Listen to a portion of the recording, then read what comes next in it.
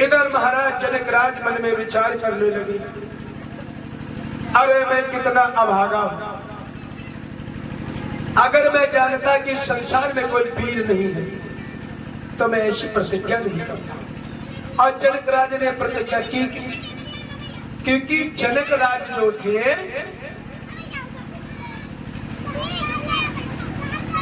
वो शंकर जी के बड़े परम भक्त थे। और जनकराज के गुरु थे परशुराम,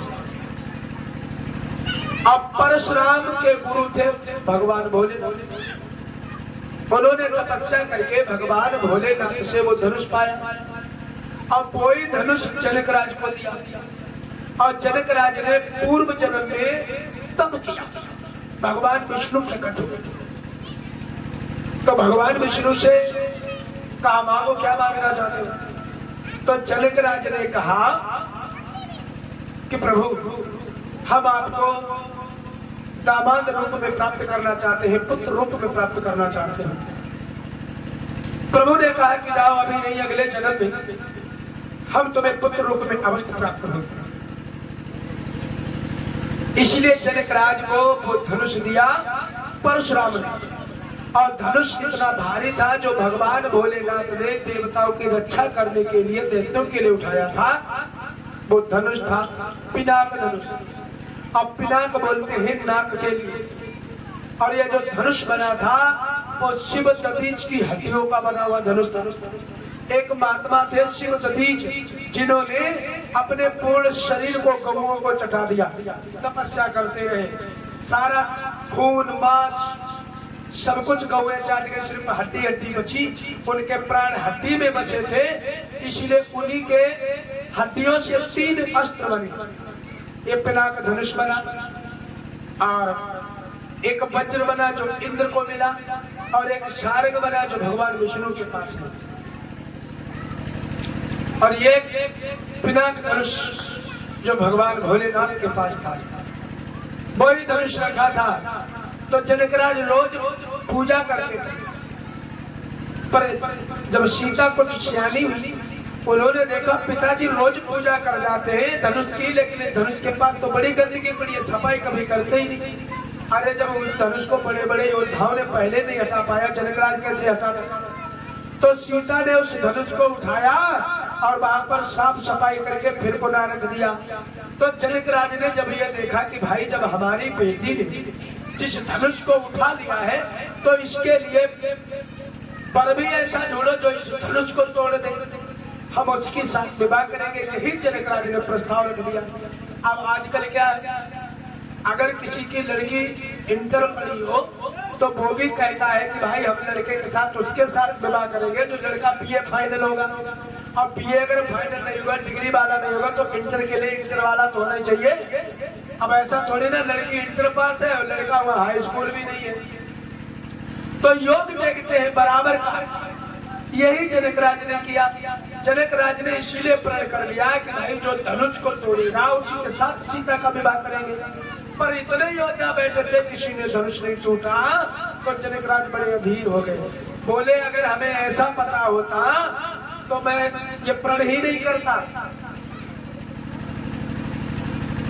अब आज लोग बड़े डिमांड करने लगे, बारात लड़का वाले हो या लड़की वाले, जब ये ज्यादा पढ़ाई लेती लड़की, जब ज्यादा पढ़ जाती फिर उसके काबिल लड़का ही नहीं मिलती।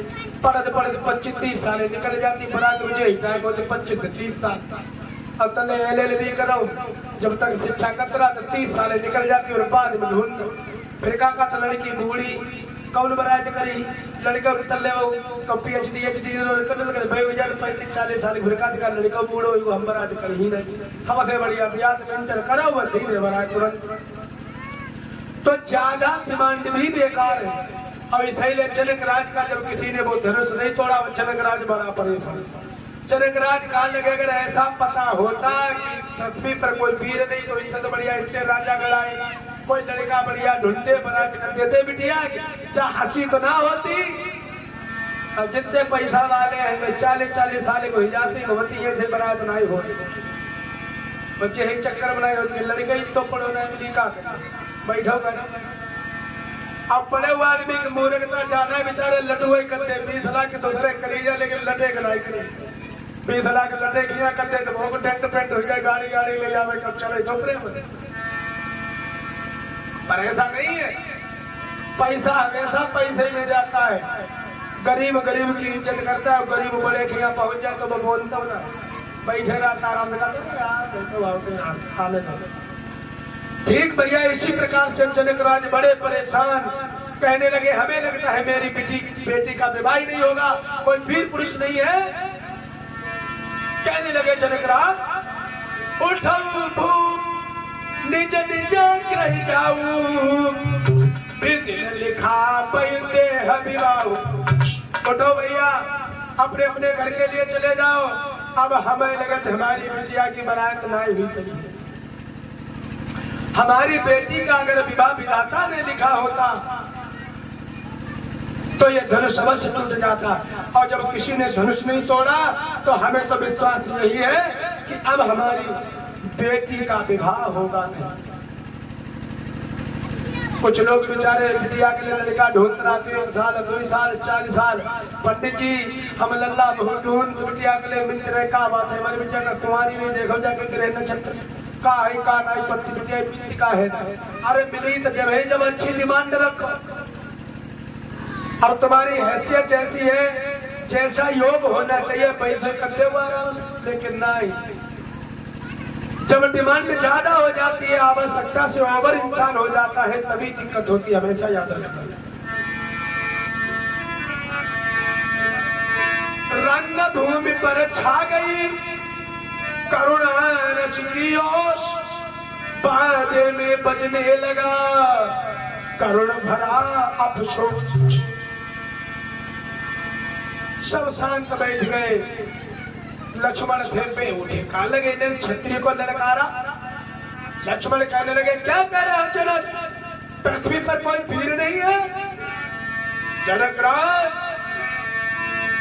चुपती में प्रगुटी कुटिल भी अलोचन दोनों अंकार भरे।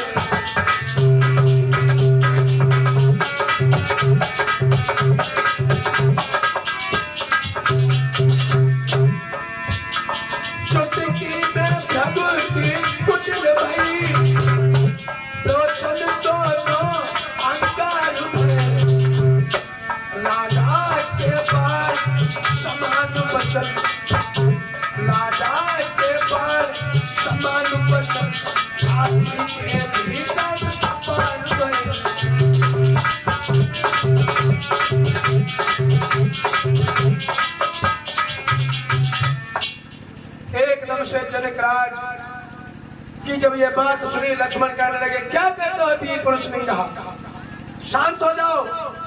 जिस दिन पृथ्वी पर वीर नहीं होंगे उस दिन ये पृथ्वी नहीं होगी। गुरुजनों को शीश नवा करके मैं कहता हूं, तुम इस धनुष की बात कर रहे हो जनक राज, अगर मैं आपकी आज्ञा पाऊं, आपका अनुशासन पाऊं, तो मैं ये बात करता हूं, तुम धनुष की बात कर रहे हो, जो तुम्हारी अनुशासन पावं कंदुक इव ब्रह्मांड उठावा। अगर तुम्हारी इच्छा, तुम धनुष की बात कर रहे हो, सारे भूमंडल को उठा सकते हो, ये तो धनुष है। और जनक राज काचे घट चिनिटारऊ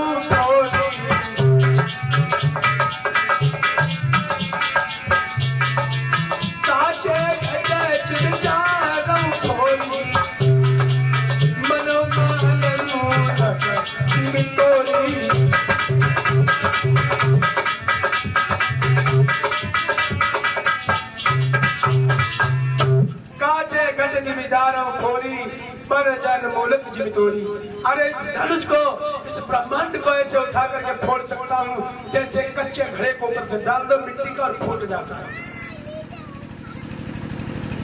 अब फिर ये तुम धनुष की बात कर रहे हो। जब ऐसी बातें सुनी तो रानी के हृदय में थोड़ी सी सांत्वना आई कि अब हमें लगता है धनुष टूट जाएगा, अब हमारी बेटी सीता कुंवारी नहीं रहेगी। राम की तरफ संकेत राम ने किया, लक्ष्मण भैया बैठ जाओ, क्योंकि राम ने बिना गुरु की आज्ञा के काम नहीं किया। रामचंद्र बैठे रहे, इशारा किया, लक्ष्मण बैठ गए। विश्वामित्र ने कहा, बेटा राम उठो और उठ करके हमारे जनकराज का जो संदेह है उसे दूर करो। राम ने विवाह के लिए धनुष नहीं तोड़ा। रामचरितमानस में यह नहीं लिखा कि राम ने विवाह के लिए धनुष तोड़ा। राम ने धनुष तोड़ा जनकराज का संदेह दूर करने के लिए कि कोई वीर नहीं है। अब भाई जब धनुष टूट गएगा विवाह तो हो ही जाएगा। उठऊ राम पंचऊ भव चापा में उठात जनक परिताप। हमारे जनकराज भैया के जो हृदय में संताप है, जो दुख है, उसको दूर करो राम, धनुष को तोड़ो। जब गुरु की आज्ञा मिली तब प्रभु श्री राम आगे उठे। उठकर मुनियों से आज्ञा ली, गुरुवर को शीश जब नवा चले।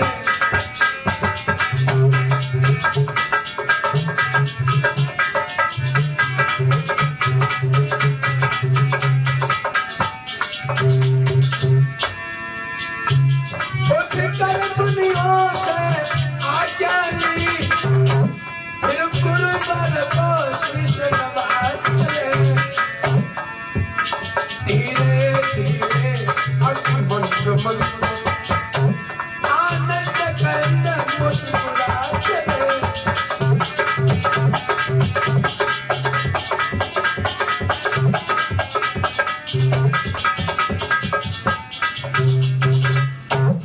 प्रभु श्री राम उठे, उठ करके गुरु को नमन किया और गुरु को नमन करने के बाद आगे के लिए बड़े। सीता जी खड़ी हुई है, राम धीरे धीरे जा रहे और सीता जी सोच रही है कि जल्दी से धनुष टूटे, हमारा विवाह हो। अब एक एक पल सीता को बर्दाश्त नहीं हो रहा है, तो रामचंद्र पहले धीरे धीरे बढ़े। एक सखी बैठी थी, नानी कहने लगी कि बड़े बड़े योद्धा जब इस धनुष को नहीं तोड़ पाए, ये बच्चे तोड़ देंगे धनुष को। जाओ, अरे जाकर के कोई राजा को समझाता क्यों नहीं है? अरे राजा को समझा लो। बच्चों का खेल खिलाने में समय बर्बाद क्यों कर रहे हैं? तो बस सहेली बैठी थी, वह कहने लगी, तुम काहे परेशान हो? सुनो, ये देखने में ही बालक है, लेकिन बड़े बाकुड़े यही धनुष को तोड़ेंगे, तुम चिंता ना करो। इधर रामचंद्र धीरे धीरे आगे के लिए बढ़ते चले गए और मैया सीता